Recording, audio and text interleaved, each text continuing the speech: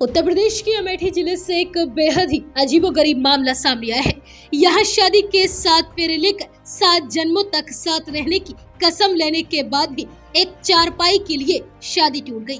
बीते शुक्रवार की रात एक शादी समारोह में उस वक्त हंगामा खड़ा हो गया जब एक दूल्हे ने आराम करने के लिए अपने ससुर जी से चारपाई मांग ली। इसके बाद ससुर साहब भड़क उठे और उन्होंने अपनी बेटी की विदाई करने से ही इनकार कर दिया, जिसके बाद मामला थाने तक पहुंच गया, जहां दूल्हा और उसका परिवार अब न्याय के लिए चक्कर काट रहा है। दरअसल पूरा मामला बाजार शुक्ल थाना क्षेत्र के जैदिल मऊ गाँव का है। यहाँ रहने वाले सोहन लाल ने अपनी बेटी निशा की शादी सुल्तान शहीद स्मारक थाना क्षेत्र के शादीपुर गांव के रहने वाले तिलक राम से तय की थी। शुक्रवार को गाजे बाजे के साथ बारात दुल्हन के यहाँ पहुंची। द्वाराचार सहित सभी वैवाहिक कार्यक्रम मंगल गीतों और रीति रिवाजों के साथ पूरे हुए। शनिवार की सुबह शादी की अंतिम रस्मों के बाद जब दूल्हे तिलक राम ने अपने ससुर सोहन लाल से कुछ देर के लिए आराम करने के लिए चारपाई मांगी तो बात बिगड़ गई। दूल्हे ने कहा, हमारे लिए चारपाई ले आओ, हमें आराम करना है।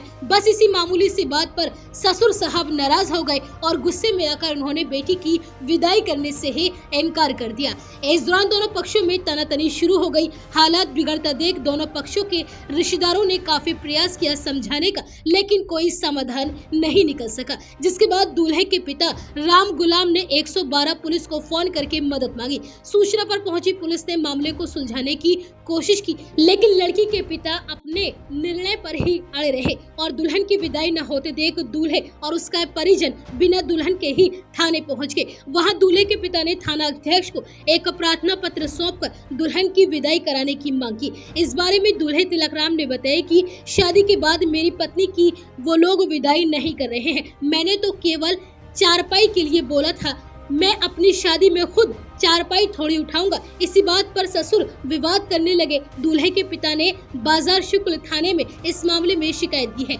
इस मामले में थाना अध्यक्ष दयाशंकर मिश्रा ने बताया कि हमें तहरीर प्राप्त हुई है, जिसके बाद पुलिस मौके पर गई थी। पुलिस की दखल अंदाजी के बाद दुल्हन की विदाई करवा दी गई है।